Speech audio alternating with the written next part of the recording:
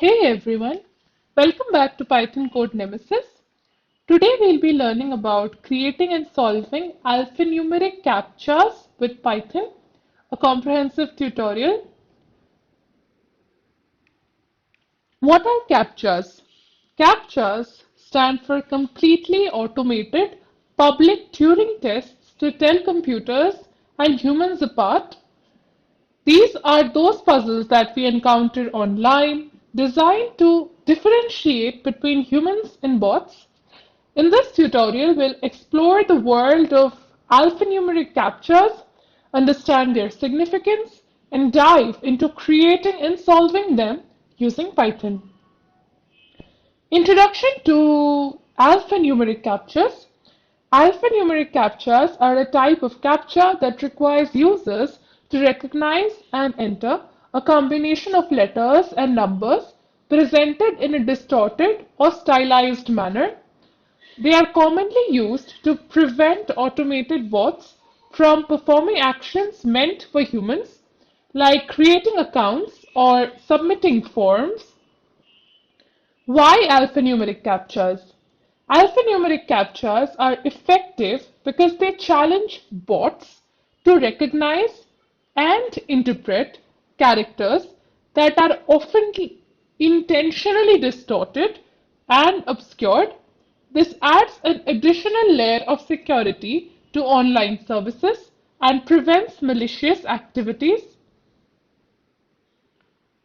Creating an alphanumeric CAPTCHA generator.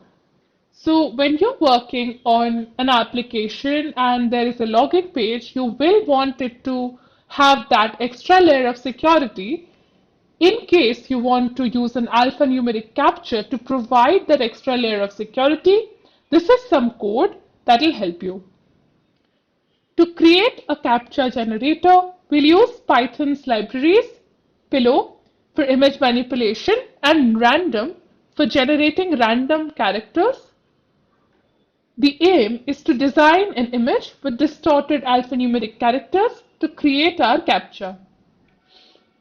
This is the code.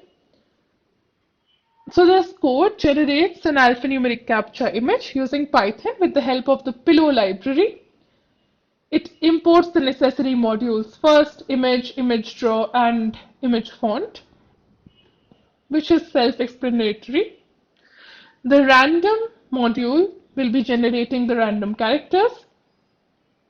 The generate CAPTCHA function takes in three arguments, the width, height, and the length, which are the dimensions of the image. The characters string contains all possible characters, lowercase, uppercase, and digits that you want your CAPTCHA text to be created from. So your random will be choosing the length.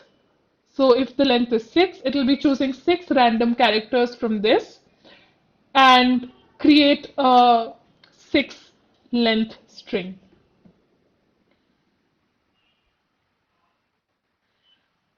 Next, an image will be created with a white background in RGB mode using the dimensions that we just provided. The text will be drawn on that image with this Arial font which we provided, and then it will be saved as captcha.png. You can call this function providing in your length, which is 6, and width and height, which is 200 and 100. Once you do that, you will see something similar which will be randomized. Now, as you can see, this is a simple string. Even though the characters are randomized, it's pretty easy to read. So how to make it more complex? We'll be doing just that next. Creating a harder version of the CAPTCHA. Here is some code to create a more complex version of the CAPTCHA which is harder to understand.